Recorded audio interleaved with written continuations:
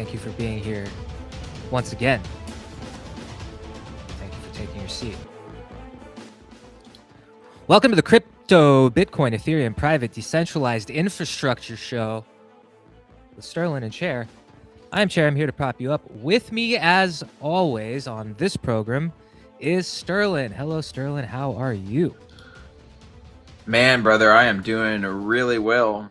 Feeling good. I think we have a lot of really interesting things to talk about. I would say some of it is breaking news, so it should be fun. Let's get right into it, Sterlin. What are we focusing on today?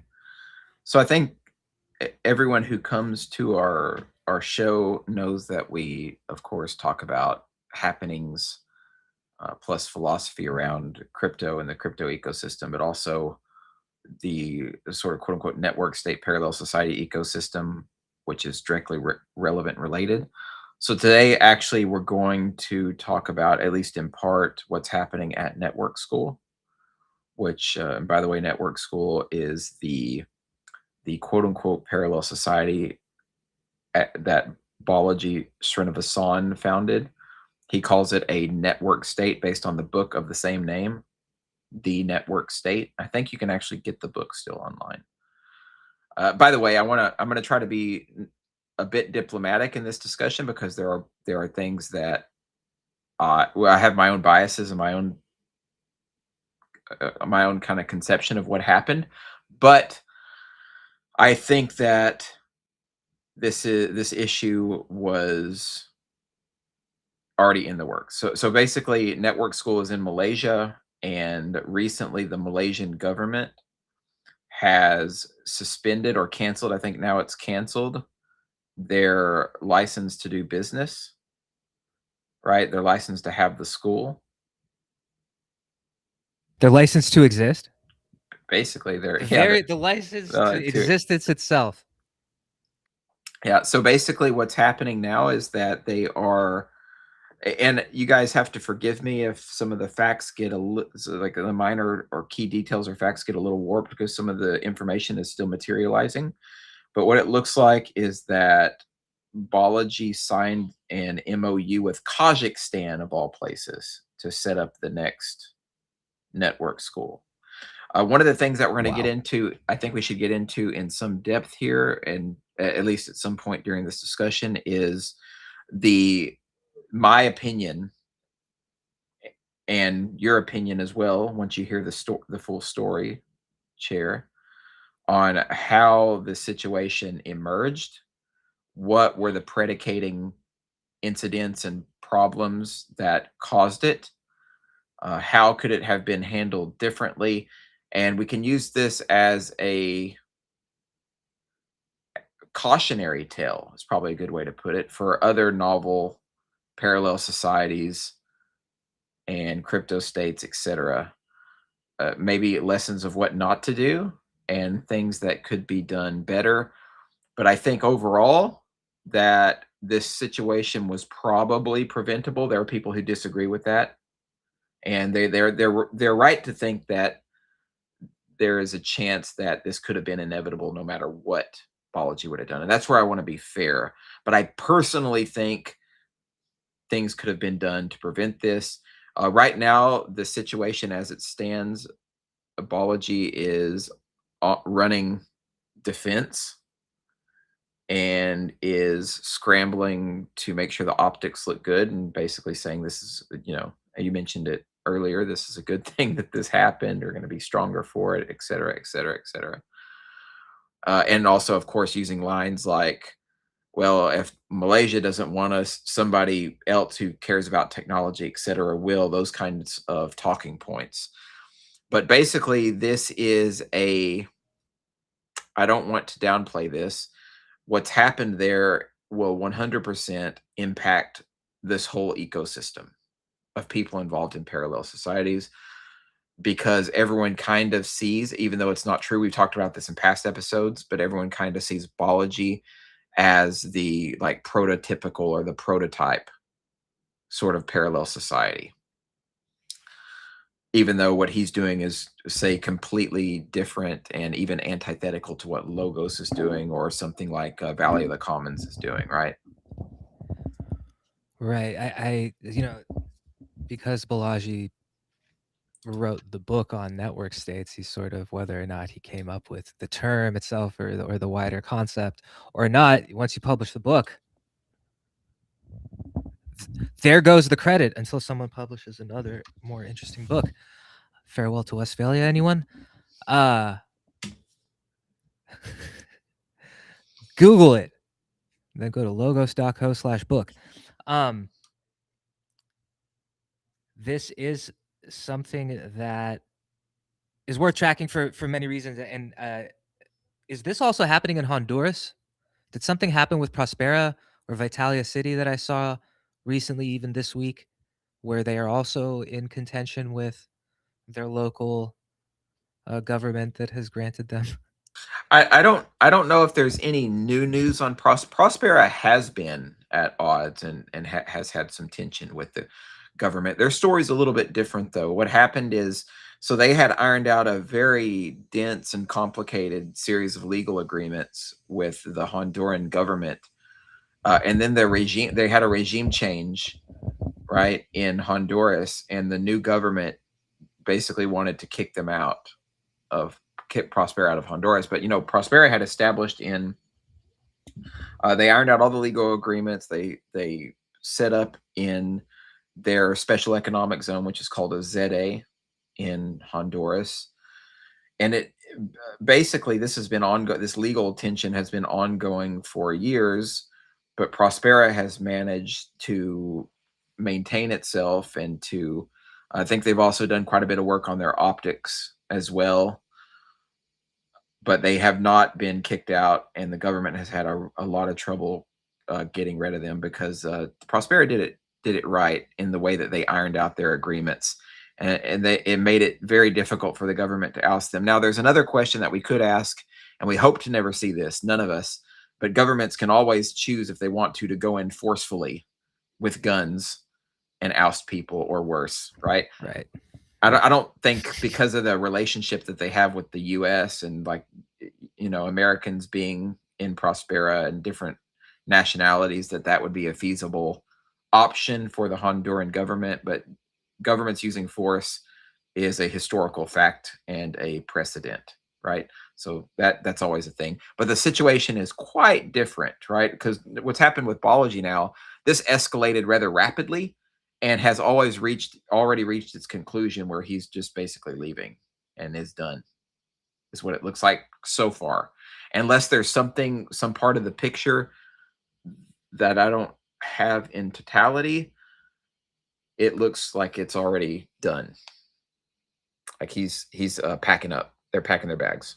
Yeah, and you said something very alarming for reasons that I'll give context to upcoming here. Kazakhstan. What? That's it. I think well documented. One of the most difficult places to live and operate, if putting it extra diplomatically. Chair literally 15 years younger now. Really? Because I cut my hair or what? Because I shaved? I'll take it. Thank you. I'll take it. Good old Nick checking in from Bulgaria. They're packing their bags and going. There's a lot of rhetoric that's flying around that I've seen, and you you attended, I think, the inaugural network school session. I think this was the session that the well documented, or at least documented, issue of a mold takeover or some sort of issue surrounding mold management, the vicious double M. What happened there? I saw it come last week as the chatter on this began. I saw my favorite comment so far. They said something like, I went to network school and all I got was mold poisoning. What happened with the mold? Yeah, so that's a good question. Basically, I won't run through all the details of this because it's kind of a long story and there's other elements, but it is important. So let's talk about it. First, and I want to make this this is me trying to be diplomatic and also understanding. This is the tropics, right? It's an island, albeit a synthetic island in Malaysia, Forest City is. And so mold is already pretty rampant. It's a humid, moist area. There's mold everywhere, right? Just naturally. But what happened effectively at network school is that people started complaining about feeling lightheaded, nauseous, dizzy. They had a myriad of these symptoms, right? And these issues were escalated to Balaji and his team, right? Here's the thing. I was there, like you said. Some friends of mine that I met, and by the way, you know that I have a side project that I run, an organization called Polis Labs. I actually met my co-founders there, and none of us had that is a relevant comment that I made. We're going to get more into this in a moment. Why we founded Polis. Okay, but none of us really had any like issues. We did see that there was mold growing in some of the areas, black mold even potentially. I don't know the type. I never had personal problems. I don't have sensitivities, no issues. And but people were literally coming up to me saying they were dizzy and they couldn't concentrate and all these different symptoms. So this got escalated to Balaji, and apparently it got ignored at first. It's Oh my like god. it was the problem. It seems like maybe was minimized a little bit by the team. It's like, and understandably, right, in some regards, because it's like there's mold everywhere. We're in fucking Malaysia. There literally the humidity levels are super high. There's going to be mold and all kinds of How were you not prepared for this? right. It's like and to Balaji's credit here, he did say he had, he always has these really funny turns of phrases. Like these this is after your own heart, chair, where there's little alliterations or little phrases that stick to memory. And he basically said, ah, man, but I'm forgetting this one, but it's something to the extent of this is not luxury, it's something like frontier, right? Or not fancy, but frontier. That's what it is. Not fancy, frontier. Like you're in the right, you're coming here to this place. And that was a comment that he had made originally to everyone before he showed up. So it's like, understand that this isn't like a perfect infrastructure. You're not going to be able to walk out the door and get to Giorgio Armani stores or whatever. Right?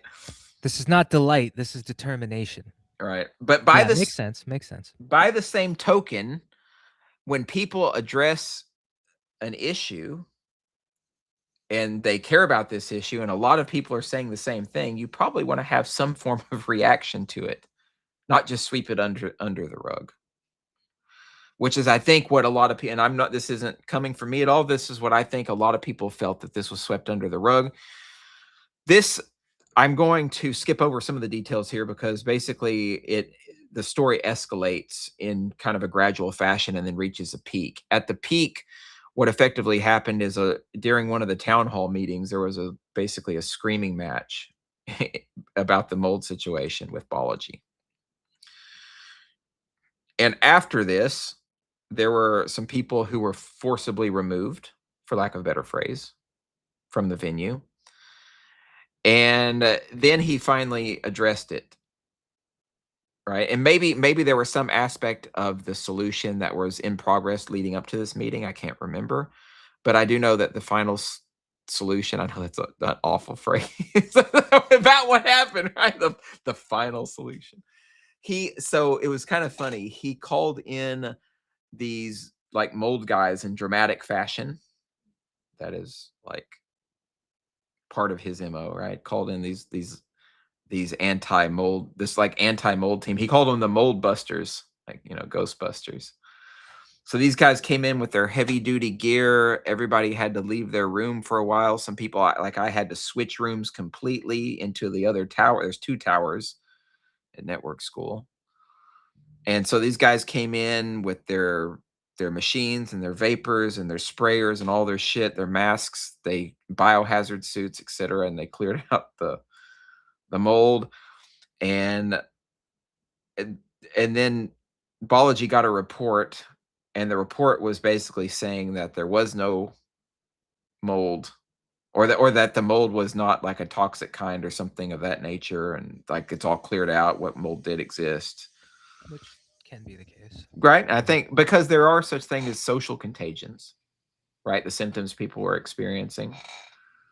Sometimes people can get like it used to be, Psychosomatic effects. yeah. They used stuff like this used to be called mass hysteria, right? Yeah. Anyway, so One of my favorite Def Leppard songs, Hysteria. Hysteria. Anyway.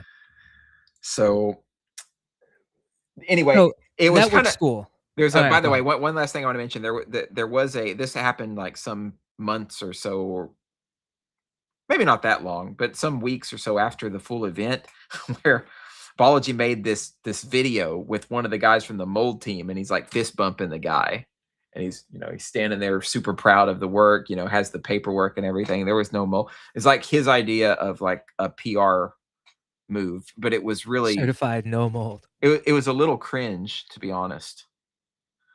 But anyway, Well, the thing is that what this okay, with all humor aside, all slapstick comedy aside, what this boils down to, Chair, is that there was no like any kind of governance remediation in place for problem solving or dispute resolution. Period.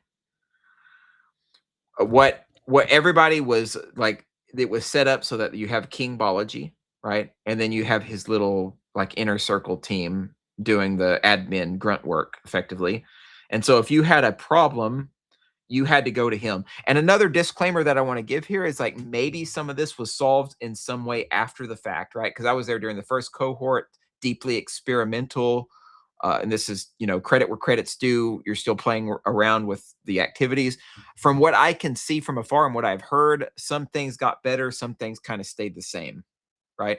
But you have to have agreements in place with your community that you're inviting. You have to have some kind of coordination understanding. You have to be developing some kind of culture around problem solving, like some kind of operationalized procedures. None of that existed.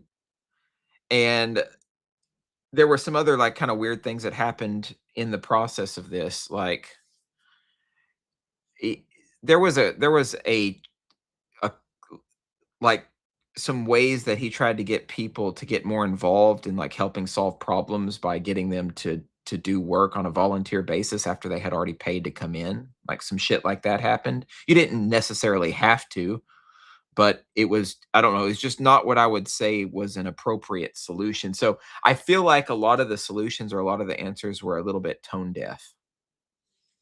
it's such an Right. interesting problem. It's such a multifaceted and interesting problem, and the social dynamics, the experimentation of of the mission or objective of the place, the isolation, the subtropical climate that probably most people that were attending were not used to, or at least Correct. not acclimated to. So the convergence of many issues into one thing, it's a difficult thing to deal with. As you said, sort of, it's important to have crisis and conflict resolution contingency plans in place. Really, no matter who you are, where you are, what you're participating in, if you're trying to be prepared. And even then, unexpected things will arise. Yeah, and if we get a little bit more even philosophical with it, I mean, I do think that, and this is where the philosophy comes in, and this is where we can actually get really critical, aside from like the people kind of dramatic stuff, which is just a lot of gossip, honestly. But Balaji's mindset is that of a startup founder, right? You come in, move fast, break things, He articulated this by basically saying the land is editable. He used that term a lot. He applied like computer lingo to the land. The land is editable. We can do anything we want. We can change things. This is a synthetic island, so we're not worried about like encroaching on indigenous territory. These were like commentary that he made, and he very much, of course, has a kind of a technocratic mindset where he's the founder. What he says goes. There's no like decentralization wasn't ever part of the guiding principles of the community. So there would be no problem solving happening in a decentralized way other than what people like tried to work out between themselves without his sort of Was that a stated and spoken thing, or guys? Decentralization was never part of this. no, No one not ever said you thought that someone said it, but you never actually heard anyone say decentralized. yeah. So I mentioned Polis Labs earlier, the org that I co-founded. My partners are like they're geopolitical risk experts. They're strategists in geopolitical conflict resolution, those like very serious stuff, right? And especially in warfare zones and zones where there are high stakes, right? The stakes are high. And we had uh, one of the things that we had realized very early on was that there was like very little, aside from these governance issues I've mentioned, which we talked about at length while we were there physically in person, there was also like little community integration, right? Because he had even said it himself. Balaji basically didn't seem to give two shits about the local community, and he didn't really have to. And I can kind of see it from his perspective in the sense that everything is like it's a synthetic island.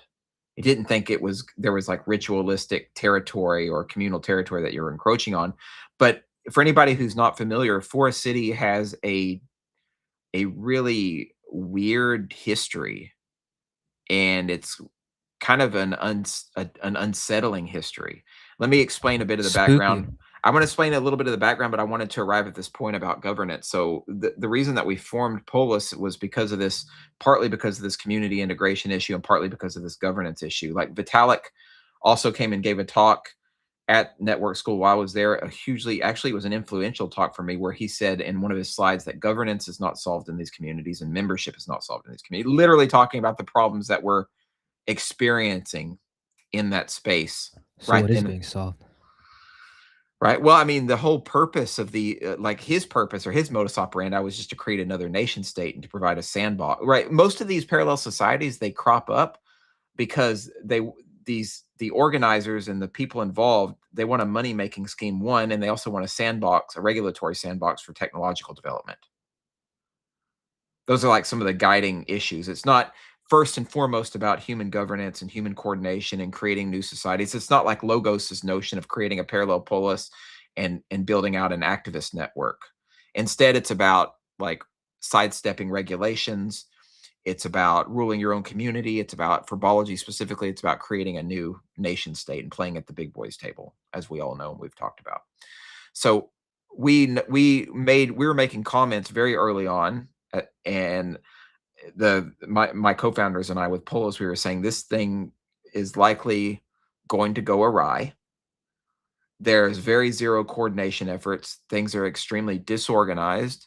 There doesn't seem to be a coherent strategy as to move forward. There doesn't seem to, and the thing that alarmed us the most was there was like this very little to no local integration, and almost like not even giving a fuck about the Malays at all from any of the team. It's an island, right? Like it's an island that is Yeah. 100% occupied by the network Yeah. school, or So are there the other residents there? so this is a good part for me to get into the story, right? So it's a synthetic island, and what happened is there was a Chinese developer called Country Garden that came in. Sounds like a buffet.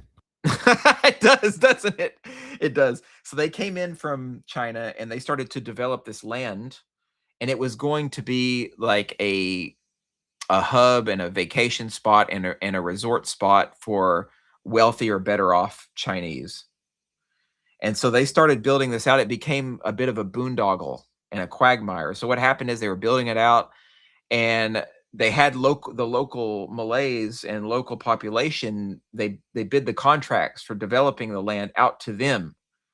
And get this, where I heard this and where our team heard this was from the engaging with the local population. We actually went into JB. We went into the local city. We went to the bars. We had drinks with the locals.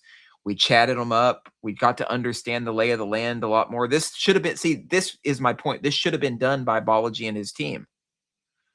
Like, at least to some extent. And if they did do it, they didn't internalize it in any way or find out relevant information and put it to use. But what happened is we were told that the locals who were contracted to do this work for Country Garden got stiffed. They never had their contracts fulfilled by the Chinese developers, by Country Garden, when they were developing There's this. like a really successful land developer from New York that achieved a very high office that operated in a similar fashion. I just can't remember their name off the top of my head. I'm not surprised to hear that, unfortunately.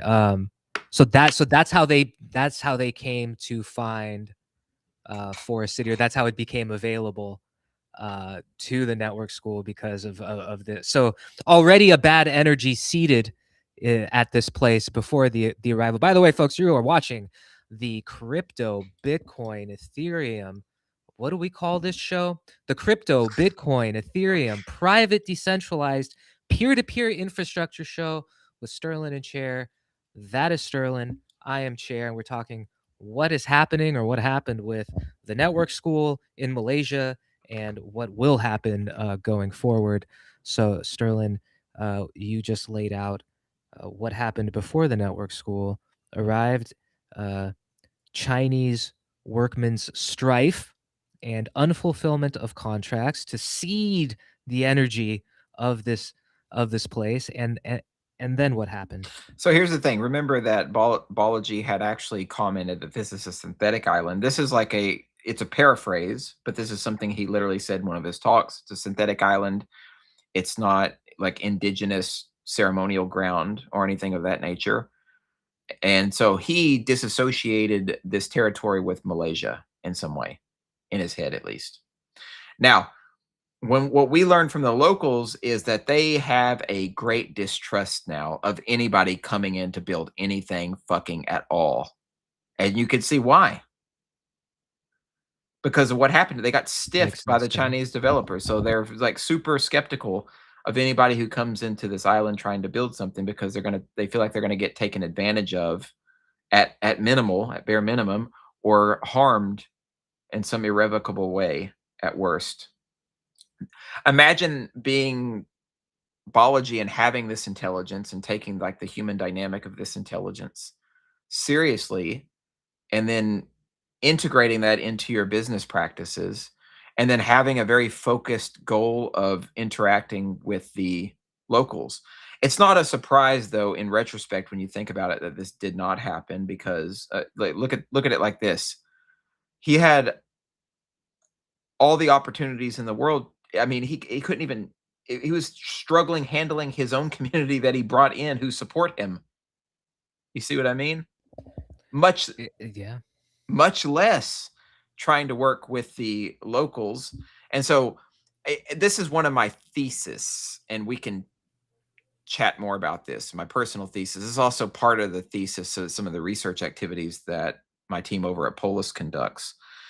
If you don't have really sound local community integration in these spaces, you are already entering into a lose-lose scenario, right? Because what's going to happen is, regardless if it's spurred by the locals or not, if the government gets a hankering to want to kick you the fuck out, and you don't have local community support, you're done. You're cooked.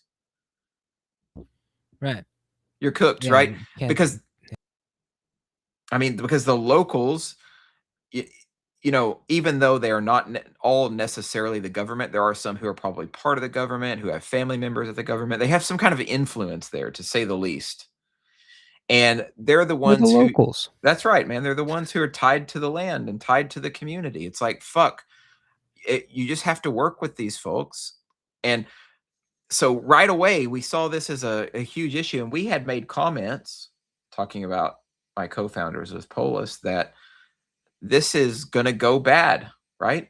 Because my co-founders had seen this before. They work in these contexts.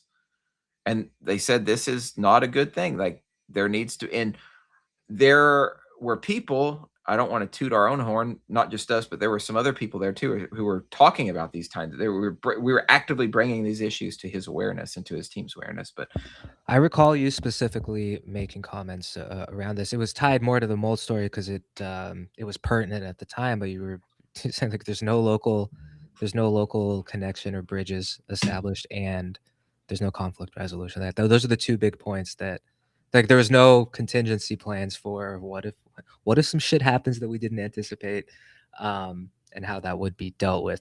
And so I can back up your claim there for sure. yeah, so I mean, this is again the point of having this conversation is not strictly to shit on Balaji. I think that we all here and everyone who's watching our show does understand that his goals, the way that they're arranged and set up, are naturally going to, I think, drift this direction, right? Where you kind of have a mindset of not really caring about the people as much as you do the technology. I think that's a key point. When you care about the technology more than the people, you're going to run into a bunch of problems. When you care more about your vision of setting up a nation state than about the actual local community, about the context, and about your own members, you're going to inevitably run into problems. It doesn't matter how many billions of dollars you have. I remember seeing the show House of Cards. You know, obviously, fuck Kevin Spacey, but I remember one of the quotes that his character made in the show. Right, we know about Hollywood, right? But one of the quotes that he made in the show, I think his character made, was really good. Yeah, I think he says Raymond, who's like this capitalist billionaire. Yeah, Raymond, you might have all the money, but I have all the men with guns. Yeah, it's what was it? Yeah, at the end of the day, physical, like the military is still the ultimate. Yeah, physical might is still the ultimate. So I still am having trouble piecing together the order of operations here. The best as I can tell,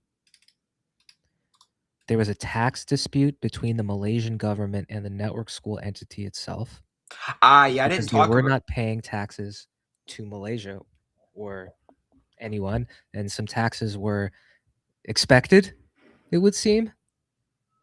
Yeah, so let me explain how this whole thing started, to the best of my knowledge. So it actually started with a kind of crazy, almost like unbelievable conspiratorial type situation. So somebody had made a quasi anonymous or maybe even an anonymous post online that kind of took hold and I think reached the Malaysian government and the locals. They were basically saying that the network school was acting as a safe harbor for Israeli nationals with dual passports. So they were saying they were bringing in like Israelis who they associate with terrorism, which I think personally would almost agree with some of the sentiment, at least when it comes to like Zionism, right? But not when it comes to like just normal people. I don't, it doesn't really matter. But I think the whole thing was just more of a smokescreen in order to try to oust them, right? It was just like a reason that government ended up giving itself to like the tax thing that you mentioned, also like the business license issue. It basically it's giving them permission to endlessly harass and investigate network school, right? Because they were investigating first under this idea that it was a safe harbor for Israelis. Whether that was true or not is another matter entirely. I doubt that that full story is even true. But it was kind of funny because Balaji made this video and he had all of the network schoolers, the NSers as they're colloquially called, come out to the front of network school and they're all like holding up their passports. It's like, hold up there. We have this passport photo to prove. It's like, bro, if they have a double passport, that doesn't really prove anything, does it? Like, you know what I mean? Like, not really. This is this Juice, is it's this is juicy. sticky stuff. This is sticky stuff on all sides here on the crypto, Bitcoin, Ethereum, private, decentralized, peer-to-peer infrastructure show.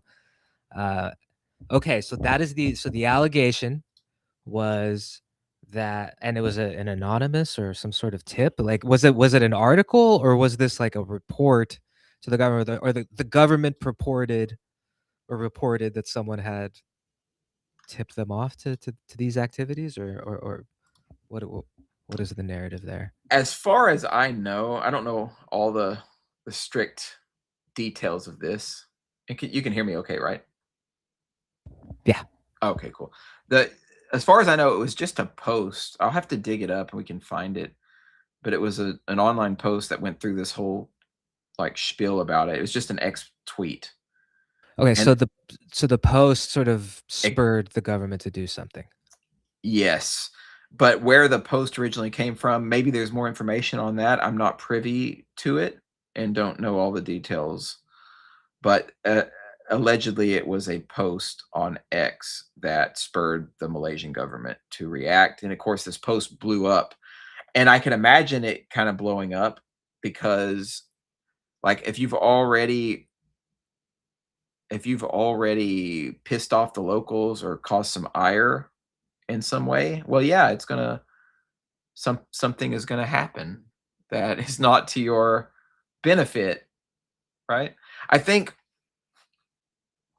there was another thought that I had, but I lost it. It's actually really important too. It'll come back to me. But uh, Mo on X asks, who is Balaji? Balaji is the founder of the Network School. He's the author of the Network State book, which is the framework for the network state, which super TLDR explanation is uh, uh, a new type of nation state that gets its own carved out of somewhere, uh, that one of their eventual goals is to seek, or like they seek diplomatic recognition at the big boy table of the UN and other such global entities.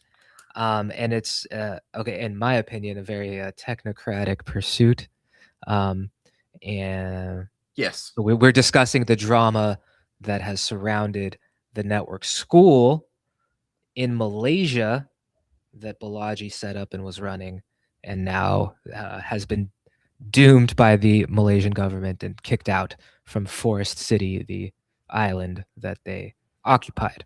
and chair, Um, chair. There's something I want to get into before I forget because I want to be really, really fair about this. So mhm. there's people who make comments, and there's a lot of truth to these comments that what happened there was inevitable, right? Regardless of what kind of like risk mitigation that he's done, because, and I agree with part of this sentiment because governments are not going to look too kindly to anybody setting up any kind of parallel society because they're all a various threat to the status quo and to the power dynamics, right? So Balaji wanting to start a new nation state, that's a threat.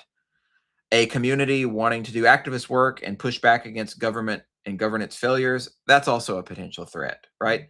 So it is 100% feasible that even if they would have taken the most precautious approaches, right, or the most precaution, that the local government would have still tried to come after them or would have tried to renege on any kind of contracts or deals that it made because this is the nature of governments. And I want to be really fair about this. And this is the anarchist that stirs deep within me that maybe it didn't fucking matter if they did everything perfectly. But I am here to say that a lot of what happened, or maybe not a lot, at least some of what happened probably was preventable with a bit more forward thinking and a bit more strategy and a bit more local integration. That's all the point that we're making here is it's not to say that everything would have been hunky dory and perfect and government wouldn't have got pissed, but you would have probably stood a bit more of a fighting chance had you actually gone in with more of a local mindset, with more of a community mindset, and with more of an understanding that the people component and the governance and the coordination schemes, the dispute and conflict resolution, that all those things are as important as your vision and as important as bringing in your so-called quote unquote dark talent to build out different types of technologies for you. Something that Vinay Gupta speaks about a lot that I think applies in this case, though he usually speaks about it in a different context. But you have to be useful to those that you need acceptance from, and he usually references that in the context of crypto and blockchain adoption by large institutions and governments and acceptance and regulation and all that on-chain. What do they call it? On-chain RWA, real world asset. But I think in this context, like it's the same thing. You have to be useful to the local population, or at least amicable, or at least engage with them. You can't sort of ignore. You can't approach it from I guess as headstrong or as ignorant to the local population as they did. It seems pretty straightforward. Like having a local impact first, and then building out whatever your aspirations might be, seems like maybe a more logical way to go about things. But also, it's like, what was the population of Forest City before the network school arrived? Did they double the population of the area? I don't know. I'm honest. I haven't looked at these numbers at all, but it Yeah, seems like if so it was a huge influx of people, that would be concerning for some. yeah. No, I mean, I don't know what the numbers are since I went. I know that the first cohort was around 150 people, which was a pretty, a pretty small group of people, honestly, and nothing that made an impact there. It was already a really weird place. There was all these, you've seen photos of it before, right? It's all these high rises that are like mirror images of one another with this vegetative growth on them, where it almost looks like a solar punk ghost town, right? And there was just a few businesses there. The few businesses there are businesses largely ran by Chinese nationals who were, I guess, anticipating that there would be a Chinese contingent of people coming there, so they were serving that kind of cuisine. Overall, there were very few businesses there. There wasn't much of the local population there at all. There were a few folks. It was kind of weird and really ghost-like, to tell you the truth. I didn't always feel it felt like something out of the Twilight Zone a little bit when I was there. I had that sense a little bit when I was in Qatar, in Doha. It was a little bit Could see that, yeah. felt a little unoccupied, given how many gigantic high rises there were and how few Yeah. people there were. Something else Yeah. I wanted to come back to, why it's on my mind. Remember you mentioned the idea of governance in the network school community, the difference between like centralized and decentralized, and I said that it was more centralized, and you said, well, was that something that was explicitly stated? And the reason I'm coming back to that is because so Polis Labs has actually conducted research in these communities, focus groups, right? Focus group based surveys, participatory and embedded research. And one of the things that they surfaced is that sometimes there's a mismatch between what the startup founders say. And this is actually research from one that wasn't even network school. This is at another pop-up, one that's anonymized, another pop-up that that Polis conducted research in. What they found is that there is sometimes this like concealed hierarchy, right? So because a lot of times, because these communities come from blockchain in the Bitcoin world and the crypto world, they try to appease everyone or soothe everyone's concerns by saying this is going to be like like a practice of decentralization or engaging in decentralization. But what we actually found is there's a hidden hierarchy, and it really irks people, the participants in these communities, when it's not explicitly stated what the governance organization and the structure is going to look like, because then the power also gets concealed. So there's this lady, uh, what was her name? Joe Freeman, who wrote an article about this called what's it called? It's about structurelessness versus structure. I can't remember the title, but basically she says that in movements, when you try to pretend like you don't have a structure, right, and you're just like a free for all, or maybe you like loosely claim you're decentralized, then but somehow power pockets and power centers still emerge in those communities to issue orders and dictates.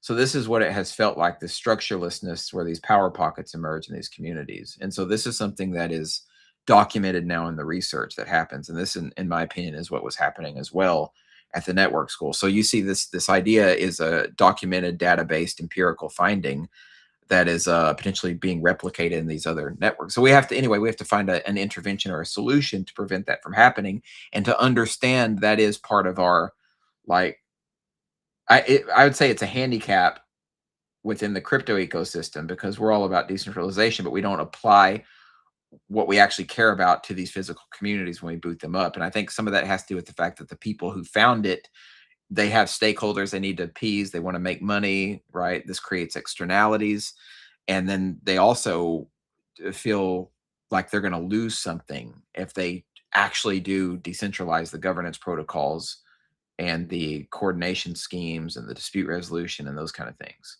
But we're seeing now that this is something you really should do, or at very least, you should be honest and upfront and say, "Hey, we are centralized. We're top down. We have this guy. You follow his rules." And be honest about that. At least if you're honest about it, the people who are okay with that will come and they know what to expect. So this is the issue that we're dealing with.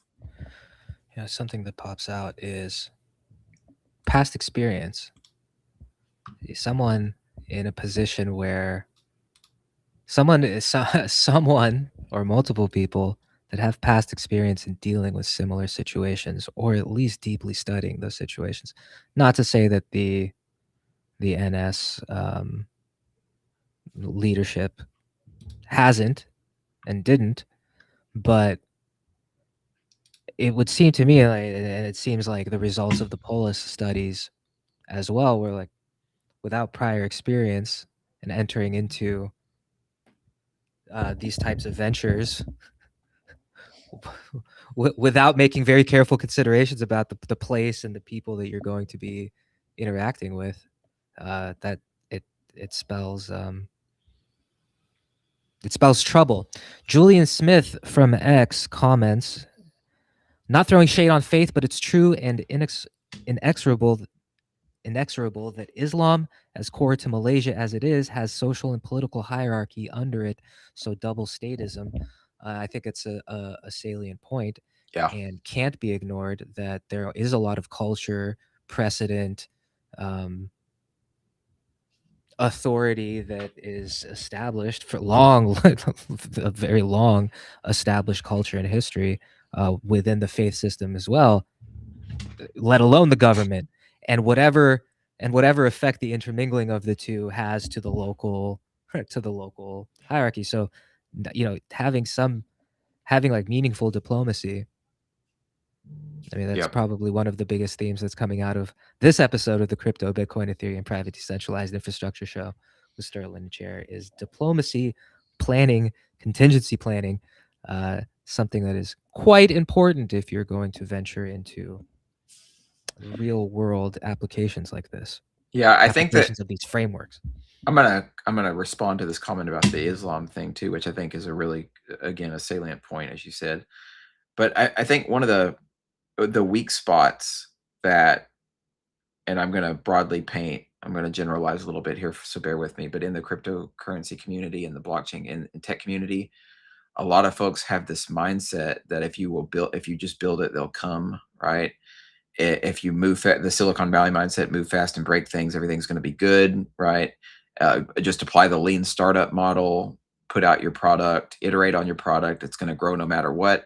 All of those rules are not applicable to physical human communities. That's it, right? Because if you go in and you apply those rules to the people that you're working with, and you treat them like they're parts of some kind of software that you're trying to develop, and that they're potentially expendable, right, as a sacrifice to the final product in a utilitarian fashion, you're going to find out very quickly that bad things are going to happen, right?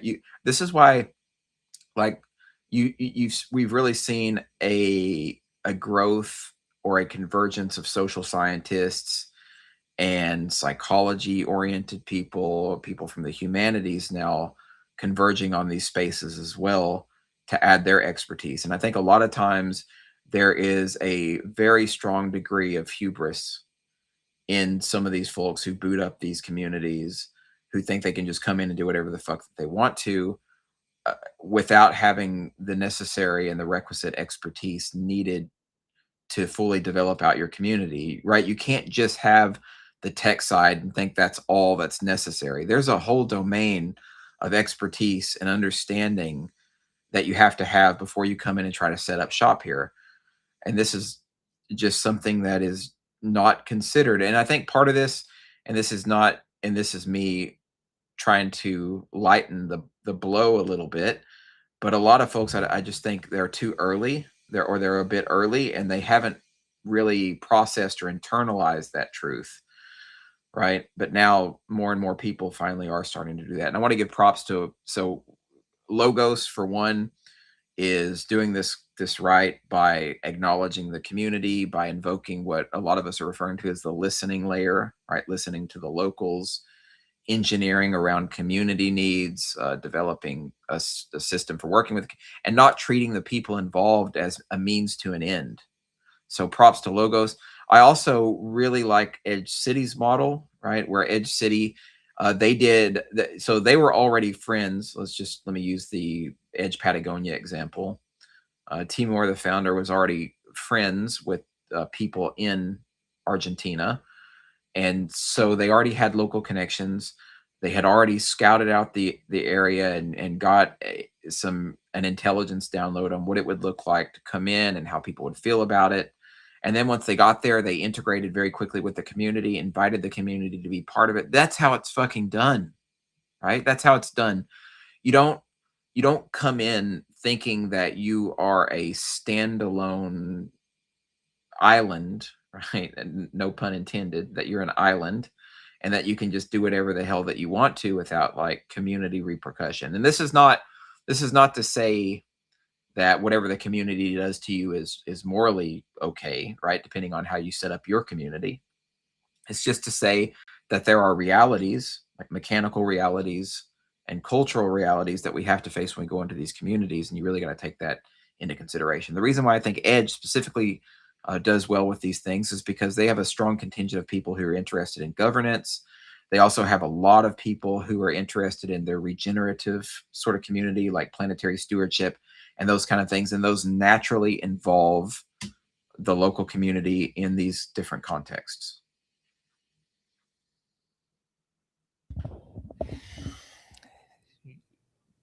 There was, we touched on it earlier, that the next stop, Kazakhstan, for the network school specifically, was like, well, Kazakhstan is an island in a sense. It's sort of a very large island, the largest of the stands, I believe, even larger than Afghanistan by a measurable amount. I'm just going off memory. It's quite a difficult place to navigate, to put it again very diplomatically. I recently interviewed, and it will be released next week, Botaj Artemeli, who is a human rights activist and a lawyer, who has decades of experience in defending political dissidents, whistleblowers, activists, especially those who are seeking political asylum in different countries. And ironically, because she was helping a fellow Kazaki whistleblower, she was tapped and subsequently made out to be falsely accused of being an international fugitive. And ultimately, it was because, or the chain started because she was taking her client, the victim's testimony, over a Skype call.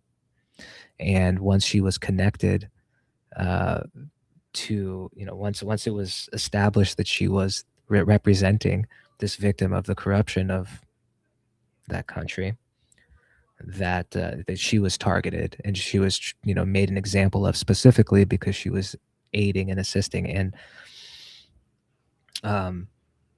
it points specifically to the fact, like, and I think this is a great example. Like, I'm not sure what the tech stack is or was or is for the network school, but wherever you are operating and however you are operating, you are limited in your actual freedom and censorship resistance by the tools that you are using. And what's funny, and it's funny and sad, it's more sad than funny, Spota says, she's like, at the time I thought because I was using Skype that we were fine. that because we were using Skype, that nobody would have been able to connect, because we weren't using the phone or our cell phones, that we should be okay. And that was years and years ago. And she's still, by the way, living as a refugee in Belgium. She's not back home, and might never be. But the point is that the tools that you're bringing into this type of scenario are just as important as this the structure of the entity or the system that you're trying to establish in real life. Because if you're just building on top of the same old technology and infrastructure, then you are playing from behind the 8 ball. That is to say, you're playing an obstructed game. This is the Crypto, Bitcoin, Ethereum Private Decentralized Infrastructure Show with Sterlin and Chair. I'm Chair. I'm here to prop you up. That is published author and deep thinker and my friend Sterlin, right there and down there. Depending on which view you are looking at, because we are broadcasting in both portrait and landscape mode. This show comes to you every Tuesday, immediately following the Logo Circle Spaces that happen every Tuesday as well. Sterlin and I both have been contributing to the Logos project for the past few years, and things are getting rather serious with Logos, and the blockchain is in testnet version 2 now.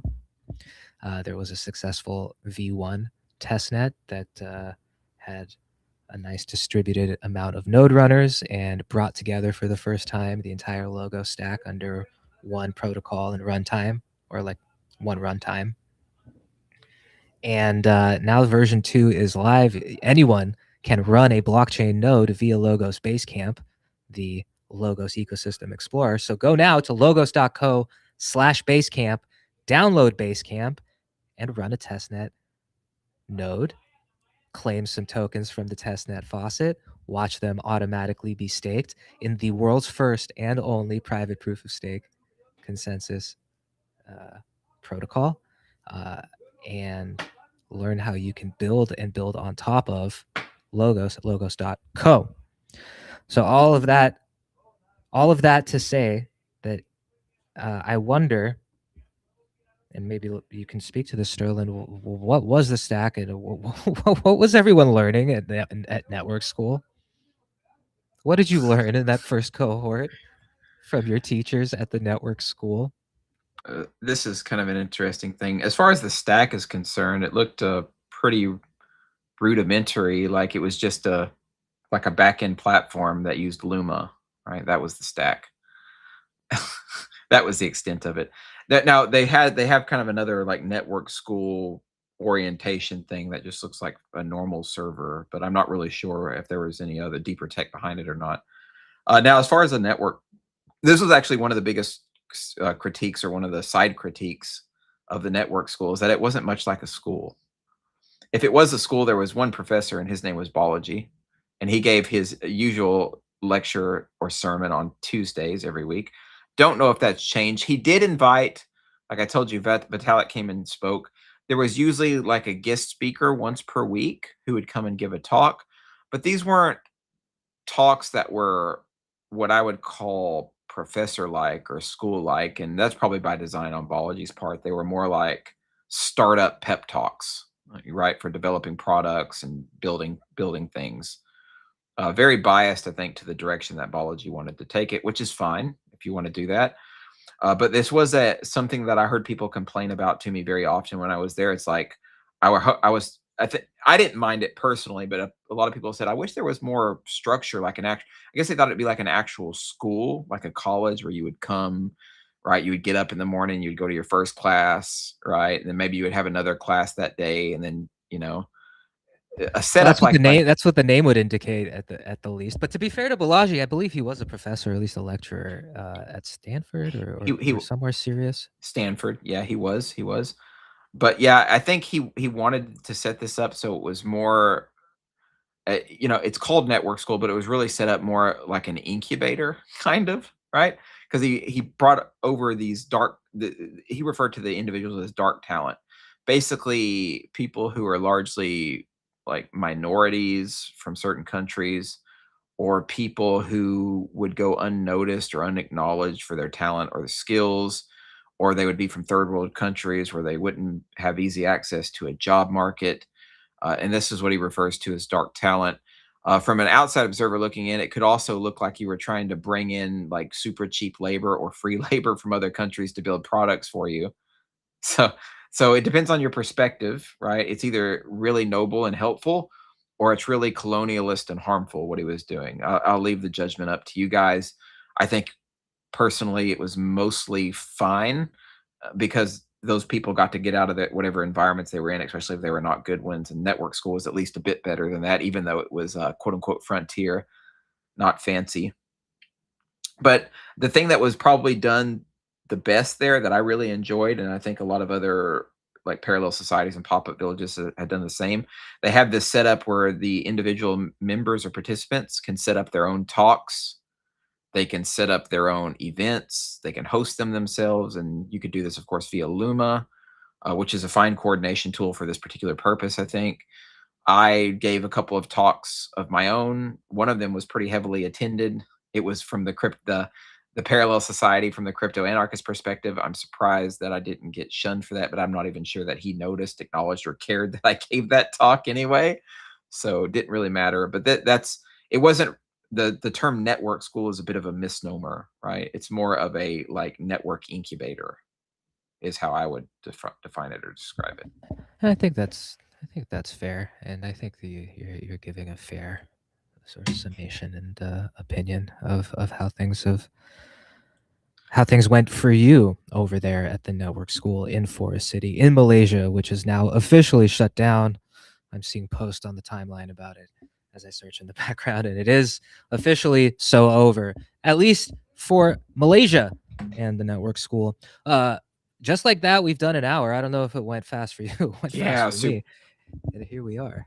it's a topic that I really enjoy discussing. Just not necessarily shitting on biology, although I mean it happened because of what happened. But I really enjoy talking about the failures and how to rectify and to remediate those. Because I think the last thing I want to say here, I know we're at the end of the show, but this is something what happened to biology in the network school, what has happened in the past to Prospera, all of these incidents are going to reflect on all of our efforts and going to tinge our endeavors with that kind of bad look. So there's some, and again, some of this is inevitable. That's true. But there's a lot of things we could be doing a lot better on the people front. And that's the last thing that I want to say. It's really important. It can't be forgotten. It should be the first thing. It Right. should be the first thing. When you're dealing with people, think about the people first. Sounds fair to me. Sterlin, thank you. It's been fun as always. Let's do it again next week. Everyone that's watching, thank you for watching. Thanks for using the chat. Subscribe, turn notifications on wherever you are watching. Follow Sterlin and I by our handles down there, scrolling so beautifully from left or from right to left at the bottom of your screen. And we will see you once again next week, same time, same place, right here, wherever you're watching, which is multiple platforms. And do check out logos.co, logos.co/basecamp to download and use Basecamp and run a testnet blockchain node. Mainnet soon, but not too soon. This is and has been the Crypto, Bitcoin, Ethereum private decentralized infrastructure show. Before we go, some final apologies. My apologies and our apologies to Mold, Kazakhstan, Honduras, and Prospera, esoteric land editing, Forest City locals, the nature of governments. Our apologies to weird places, to high rises, apologies to focus groups, startup founders, concealed hierarchies, and our apologies to experiencers. That's it. That was the Crypto, Bitcoin, private decentralized infrastructure show. Thank you for watching. Thank you, Mo. And thank you to Dr. Shago, who says, just popped in to say you should workshop that title. I agree. I agree. We'll see you next time.